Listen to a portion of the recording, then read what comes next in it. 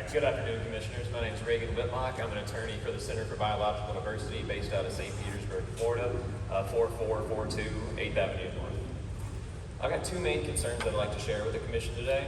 First, Mosaic's misplaced reliance on a 14-year-old study that does not stand for the assertions made today in the presentations, and the lasting impacts that this mine would have on Florida's endangered species and the DeSoto County landscape. First, the only multi-species wildlife impact study cited by Mosaic today is the 2008 FIPR-funded study out of the University of South Florida. That 2008 study is not proof that reclaimed lands may be as suitable a habitat for animals as lands that were never mined.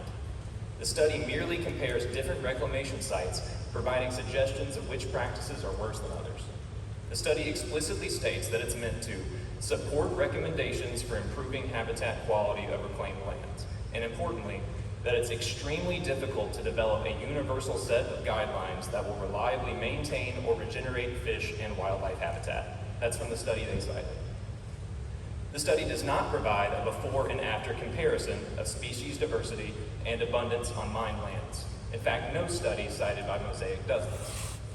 Additionally, Mosaic's reliance on the Army Corps conclusion that wildlife use of reclaimed lands is expected to be comparable to wildlife use of areas that are not mined is flawed and misleading without further context.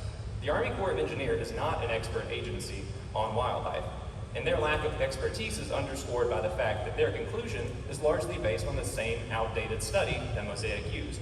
Again, a study that does not compare reclaimed sites to unmined land. Now finally, let's not let the presentation today circumvent this one basic fact. Mosaic's proposed mine will impact thousands of acres of habitat for species, including animals that are federally protected under the Endangered Species Act as threatened or endangered. The leading cause of extinction is habitat loss, and native habitats across Florida are disappearing rapidly. Mosaic has failed to demonstrate with hard scientific evidence that post-mining reclamation techniques have successfully restored the wide range of habitats, vegetation, and ecological function that are needed to sustain a diverse range of species that once inhabited the site.